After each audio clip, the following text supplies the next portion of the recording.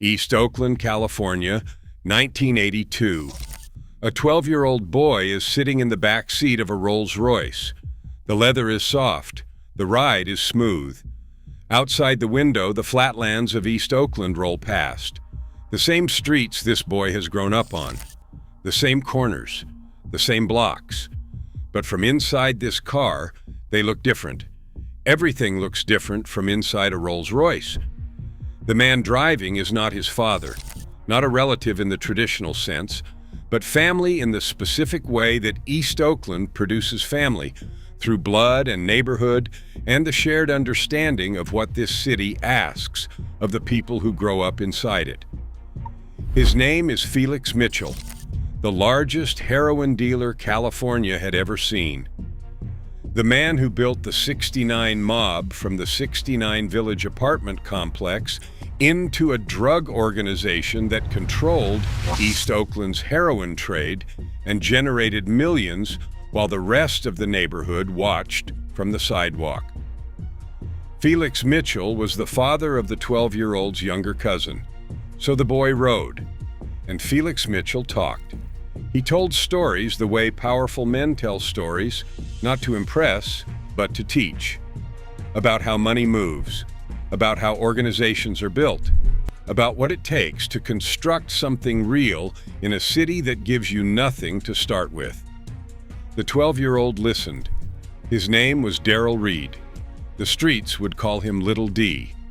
And everything Felix Mitchell told him in that back seat, every lesson absorbed at 12 years old, riding through the flatlands of East Oakland, was being stored, filed away, waiting. 6 years later, Darrell Reed walked into an exotic car dealership in East Oakland. He saw a car he had never seen before. Red body, blue top, a design unlike anything he had encountered in his 18 years on Earth. He asked what it was. A Maserati. He bought it that day, on the spot, cash, not a Rolls-Royce, something better, something that was entirely his, built not from Felix Mitchell's organization, but from his own. From a $160 investment in crack cocaine that he had turned into $10,000 to $15,000 per day on MacArthur Boulevard while still in high school. But that Maserati, that money, that operation came at a cost that no 18-year-old could fully calculate. The federal government eventually sentenced him to 35 years in federal prison. And then, the part that made Darrell Reed a legend even inside the system that tried to contain him. They couldn't keep him in one place. 14 federal prisons, 15 years. The reason they gave was simple and extraordinary. Darrell Reed had too much influence. Everywhere they put him, he took over. This is that story. To understand what Little D built, you need to understand what he was building inside. East Oakland, the flatlands specifically. Not the hills where the money lived, not the waterfront that developers would eventually transform.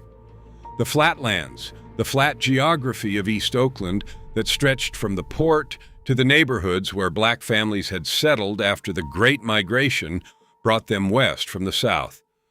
Oakland had a history that most Americans never learned. The Black Panther Party was born here. Huey P. Newton and Bobby Seale founded it at Merritt College in October 1966. They fed children breakfast when the government would not. They built free health clinics.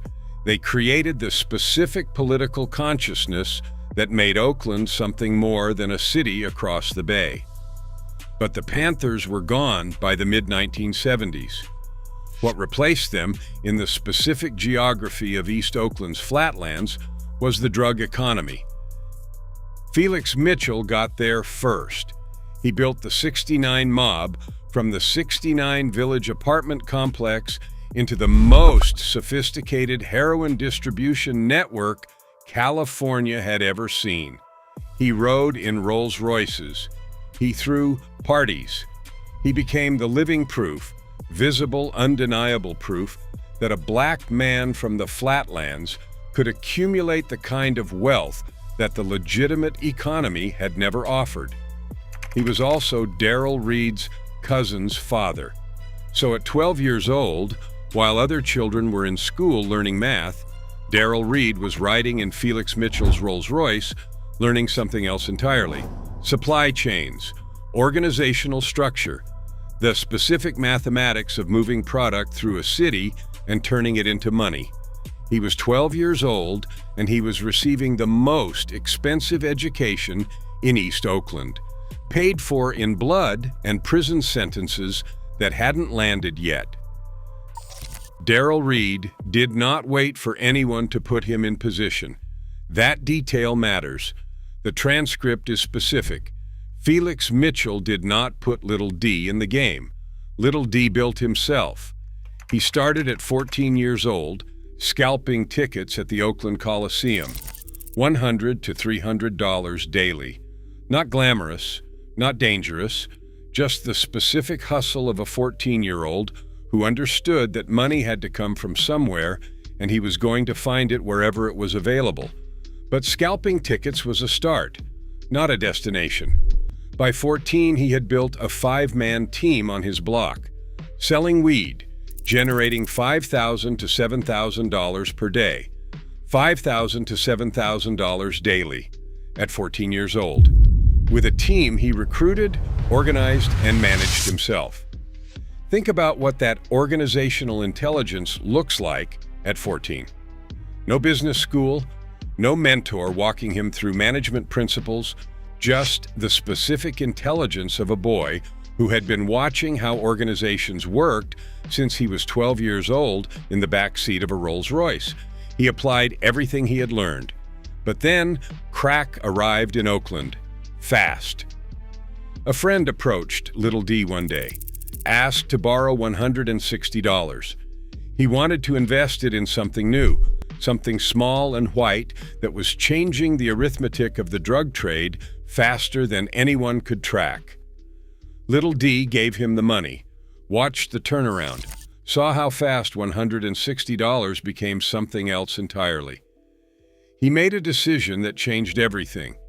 He gave away his $7,000 per day weed business, completely. Walked away from the operation he had built from nothing at 14, because the crack arithmetic made everything else obsolete. He moved to MacArthur Boulevard. He was 16 years old. He was generating $10,000 to $15,000 per day, while still attending high school. Most men who stumble into the crack economy in 1984 operate reactively. They find product. They find customers. They collect money. They spend the money before someone takes it. They repeat the cycle until they get arrested or killed. Little D did something different. He built a corporation, LDI, Little D Incorporated, a corporate structure of workers and rules, a genuine organizational hierarchy with management principles applied to an illegal enterprise. Not chaotic, not reactive, deliberate. He implemented specific rules. Do not mistreat the addicts who purchased from the organization. That rule alone separated LDY from almost every other crack operation in East Oakland. In the crack era, addicts were frequently treated as subhuman, beaten, humiliated, made to perform degrading acts for a hit. The specific cruelty that the crack economy enabled between dealer and customer was one of the most devastating features of that era. Little D understood something different. When people feel respected, they stay loyal. When they stay loyal, business becomes consistent. When business becomes consistent, you don't create unnecessary enemies. He also formed alliances with neighborhoods that had once been rivals, reducing the territorial conflicts that generated violence and attracted law enforcement attention. The results were measurable. The mayor cited Oakland police statistics to support that crime was down in the area where LDI operated because of how Little D ran it. A teenager running a crack empire with corporate governance principles, producing crime statistics that a mayor cited publicly as evidence of improvement. That is the impossible thing about Darrell Reed. He never drank, never used drugs, never got high on his own supply or anyone else's. His high came from counting money and running it through machines, from building something, from watching an organization function the way an organization is supposed to function. He was a businessman who happened to be selling crack cocaine in East Oakland in the 1980s because that was the business available to him. By 18 years old, Little D had money that needed to be expressed. In East Oakland's crack era, Mercedes-Benz was the car, the status symbol that every operator aspired toward, the announcement that you had arrived. Little D walked into an exotic car dealership. He saw a car he had never seen before. Red body, blue top, a design unlike anything in his experience. He asked what it was. A Maserati. He had never heard of one. He bought it on the spot. Not because he had researched Maseratis, not because he had decided a Maserati was what he wanted, because he saw something nobody else in East Oakland had. And that was the point. Not following the script that other operators followed, not buying what everyone else was buying. Being different. It did not stop there. He kept buying exotic cars. Each one another announcement that LDY was operating at a level that the flatlands of East Oakland had never produced before. And the friendships expanded alongside the money. MC Hammer, the Oakland rapper who would eventually sell 100 million records globally, too legit to quit, please Hammer don't hurt them, running in the same East Oakland world as Little D Too Short.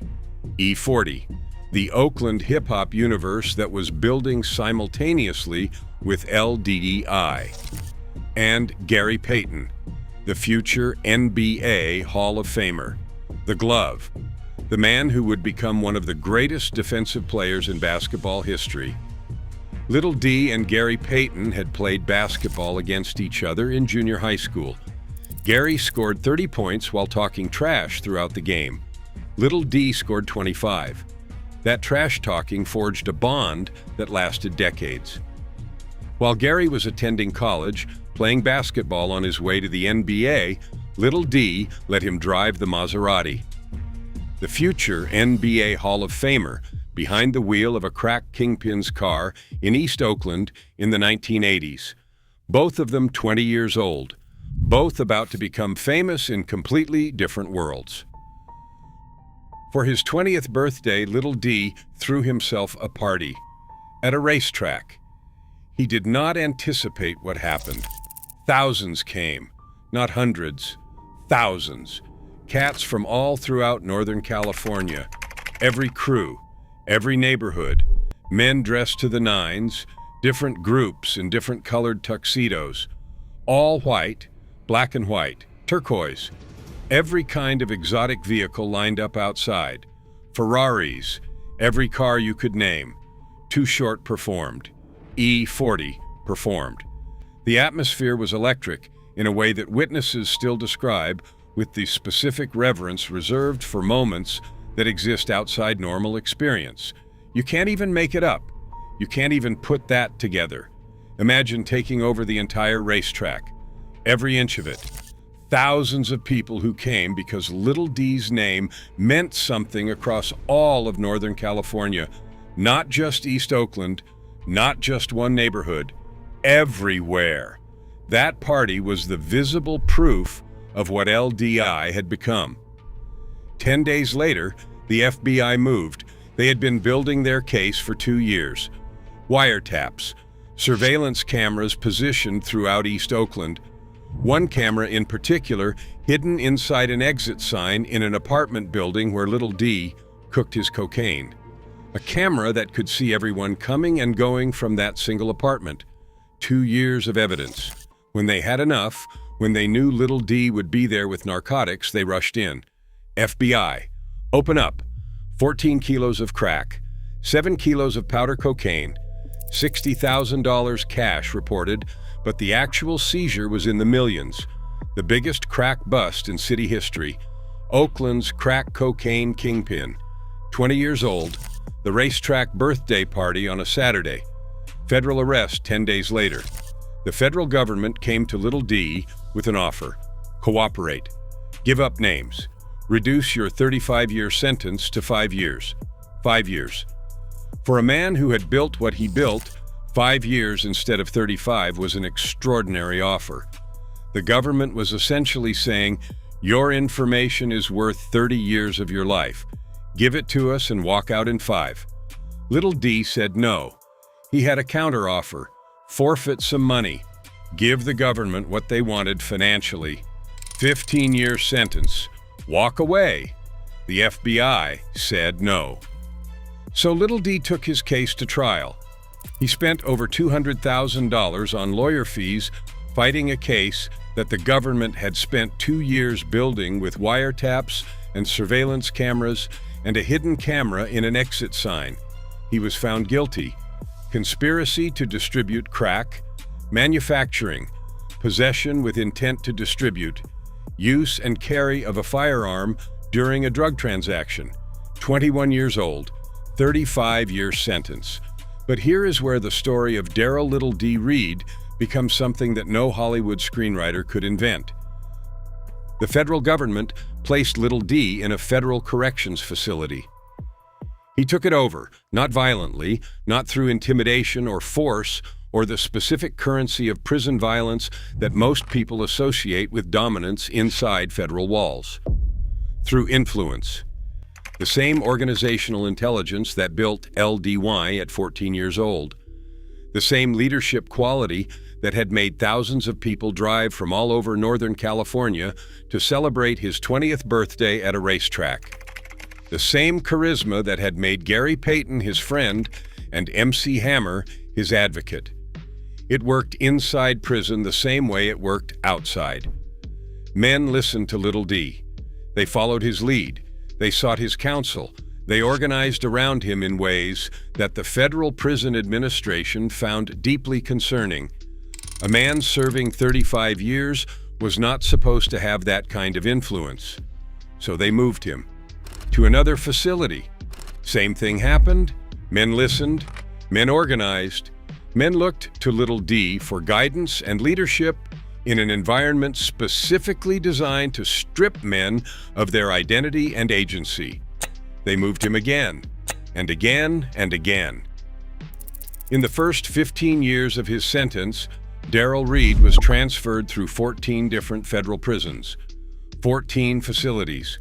The reason documented each time was the same: too much influence.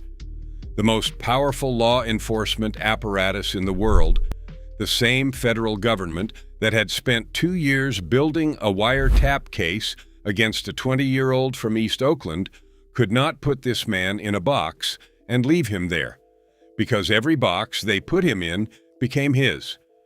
But here is what the federal government never fully calculated about moving Little D through 14 prisons. He was building something, not an escape plan, not a criminal conspiracy, not the kind of operation that would generate new charges. He was building a network of men who had been through the worst of what the American prison system does to human beings, and who needed someone to tell them the truth about what their lives could still be. Little D started making conference calls. From inside federal prison, he organized calls with neighborhood kids back in East Oakland. Boys who were standing at the same crossroads he had stood at. Boys who could see the crack economy and could not see anything else. He called them. He told them the truth about what the life actually costs. Not the racetrack party, not the Maserati, not the money-counting machines and the exotic cars and the thousands of people who came to celebrate him. The 14 prisons, the 35-year sentence, the 21-year-old face in a federal courtroom being told he would spend the next 3.5 decades behind bars. He mentored hundreds of youth through those calls. The community saw it. The community responded. The outpour of support from Oakland reached someone unexpected. MC Hammer, the man who had grown up in the same East Oakland world as Little D. He had gone from the Flatlands to selling 100 million records globally. He knew, from having lived it himself, what the Flatlands of East Oakland produced, what it cost, and what it meant when someone from that world was trying to become something different. MC Hammer did not send a letter. He went to Washington, D.C. He attended White House meetings. He sat across from government officials. He made the case in person in the building where presidents make decisions that Darrell Reed was not what the federal government's 35-year sentence said he was, not a menace to be contained in 14 different prisons, a resource, a man whose life experience, whose specific credibility earned through everything he had survived, could do more for Oakland's at-risk youth than any government program ever designed from a conference room in Washington. The case that Hammer made, the community support that poured in, the work that Little D was doing from inside the system, the conference calls, the mentorship, the hundreds of young men in Oakland who could point to a phone call from inside federal prison as the moment someone told them the truth. Eventually, it reached the Oval Office. President Barack Obama reviewed the case. In August 2016, President Obama granted Darrell Little D. Reed clemency. In October 2016, Little D walked out of federal prison. His 35-year sentence became 15 years served. Because of who he had become while the government was moving him through 14 prisons, trying to contain what he was. Darrell Reed runs a trucking company.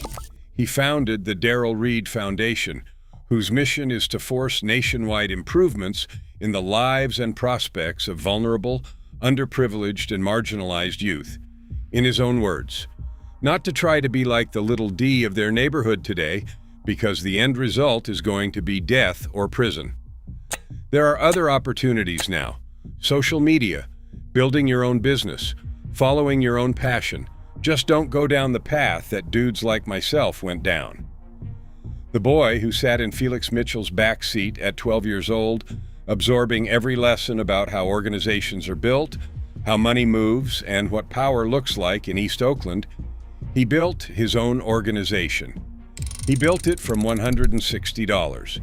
He built it with corporate governance principles that a mayor cited in crime statistics. He built it into something so significant that thousands of people drove from across Northern California to celebrate his 20th birthday.